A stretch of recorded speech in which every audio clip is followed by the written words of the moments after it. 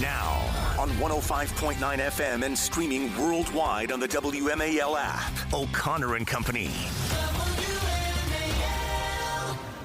It's 7:07. It's O'Connor and Company. 2 hours down, 2 hours to go here on our morning show extravaganza. Hey, coming up in 30 minutes, our brand new official afternoon drive colleague. That's right, it was announced yesterday. Derek Hunter. Woohoo! The new 3 to 6 afternoon drive man here on WMAL. He's going to join us, talk about the show. Coming up at 8:05, Frederick County Sheriff Chuck Jenkins will join us, talk about Muriel Bowser's newfound love of law and order, allegedly. Allegedly. Get to all the, that's Julie Gunlock. I'm Larry O'Connor. Good morning, Julie. Good morning. Paul Teller is a longtime Cap Hill veteran, and he's the Executive Vice President of Advancing American Freedom. A lot to talk about going on right now. Paul, thanks for joining us. Hey, morning. Appreciate you having me. You know, I want to get to some of the things that we've got in the big, beautiful bill, the tax cut package. I wish they'd call it a tax cut package because it's really all about tax cuts, and some of the wishy-washy senators that aren't committed yet. But first, today is going to be a pretty important day, I think. At noontime, we're expected to see this anticipated rescission package. Yeah. This is the Trump administration. You never see this, Paul. The executive branch right. Going back to the legislative branch saying, keep your money. We don't want this. This is a great advancement, and this is really kind of the Doge thing being taken into effect, isn't it? Absolutely. Well, another great point is how often Congress has had the chance over the years to do its own cutting, and apparently it can't really seem to do that, right? It has to have the executive branch prodded into action, as you just pointed out. It's a great point. We're excited for that rescissions bill. It's a good first start. It's small to start, $9 billion or so. USAID, National Public Radio, Public Broadcasting, all being rescinded. But, of course, we hope they go much further.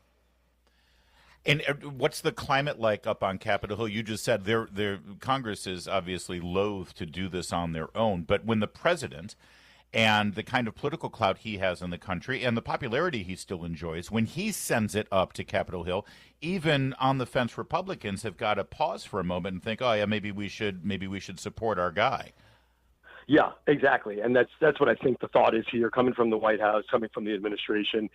Also, I think some of the items they included that we just talked about are relatively low-hanging fruit. In other words, these are ones that most, if not all, Republicans should say, okay, yeah, these have been unpopular for years and years across a wide swath of the base.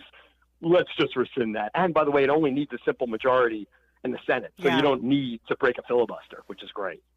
Paul, you are so well known in Washington. You've been here for years. And, I've been here for a long time, too. And I want to get back to this NPR and PBS funding. I mean, is it finally going to happen? What is your opinion?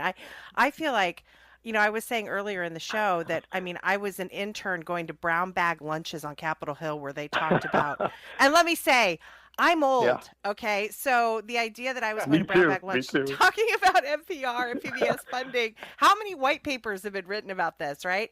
Is it going to happen? Oh, yeah. It's a good point, right? Because this goes back, I think, to the contract with America and maybe even before that. So, yeah, you're exactly right. This is a very, very long fight. What's funny? I feel the same way you do. Like, it's looking really good, right? Like, this is probably our best chance to finally put a nail in these coffins. But there's still skepticism, right? Folks like the three of us who have been around this town for a while, there's still always a chance that, we'll, what's the expression, snatch defeat from the jaws of victory, because you're seeing in so many of the news reports that senators, for anything that's being proposed to be cut, there's some group of senators that are like, I don't know, I'm not sure. It's good for this, it's good for that. What about my constituents? So, let's put it this way: I'm not going to any betting apps yet on actually getting rid of these things, but it's looking better than I think it really has in our political lifetimes. That's probably wise. I also found refreshing. Speaker Johnson was asked, why don't you have more of the Doge cuts implemented in the reconciliation package? And he said, well, honestly, most of these cuts aren't appropriate for reconciliation. And then he said, get this. Are you ready? Are you ready for this? We're going to take them up at the Appropriations Committee. Wait a second. Almost like Congress is going to go back to regular order and do their job instead of, constantly doing these continuing resolutions or omnibus packages. Are we really going to see the Appropriations Committee appropriate? It's a great question. Obviously, I'm giggling as you say it because, we've heard this so often. He is correct. By the way, Speaker is correct that there is certain types of spending that can't go into a reconciliation package. It's one of those Washington rules where certain spending could be cut, certain things can't be cut. So he's right about that. But where we think we have to, start scratching our head a little bit is the notion that we will suddenly cut, or when I say we, Congress, Republicans will suddenly start cutting through the regular process. That I gotta be honest, I'm not seeing it. Well, and Paul, since we're sort of getting into the weeds, but it's so funny. It's like, that's inside baseball. This is WMAL in Washington, D.C. We're all about inside baseball. So have we gotten a final ruling yet from the parliamentarian in the Senate? If it did come through, it didn't get many headlines, but that parliamentarian has a very important role here, determining what can and cannot be considered when the Senate takes up reconciliation. Yeah, good point. That's still ongoing, still pending, that kind of thing. Because the House did include certain language in the bill that it just barely passed that I think some in the Senate are saying, not sure that's going to pass what's called the bird bath, meaning the test of whether it could stay in a reconciliation bill. One example is, by the way, bird bath, Act, right? Have you heard of that? Bird bath referring to Robert Byrd, right? Why is this old dead Klansman still dictating to us how we can spend our money? Exactly. And congressmen on both sides of the dome seem to forget that the Constitution says they can actually make their own rules. I mean, that's in the Constitution. Each house makes its own rules of its proceedings. And so, they don't actually have to abide by rules they've used in the past, make new ones for this proceeding if they want. I'm just saying that, sometimes they bow down to, the rule says, well, okay, you make your own rules of how you proceed in the body. So it's just, it's amazing there's not more muscle there for just kind of doing what needs to be done.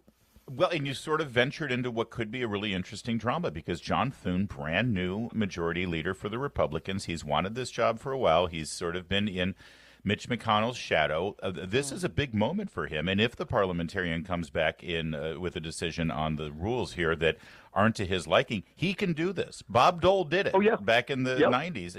He could do this. Do you think he has the stomach for it? This would be a great moment of leadership and courage.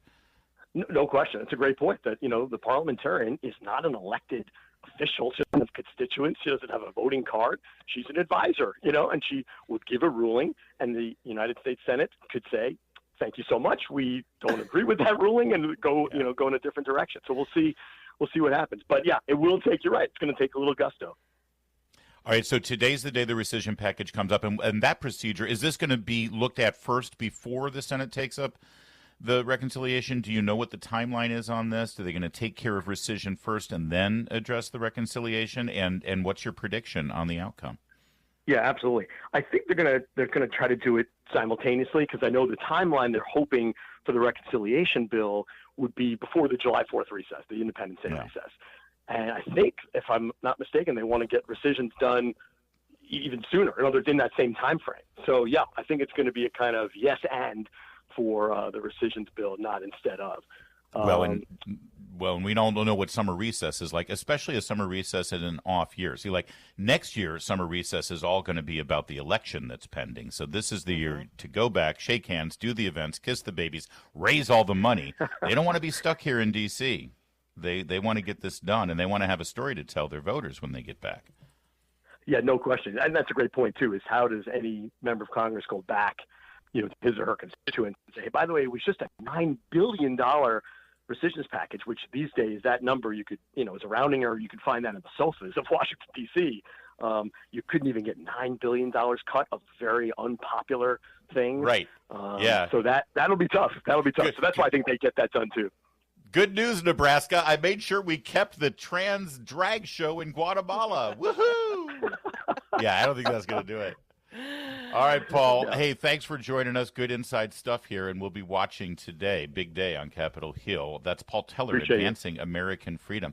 Every syllable he spoke here, Julie, he advanced American freedom. That was chilling. Always does. Honestly. Great to be with you.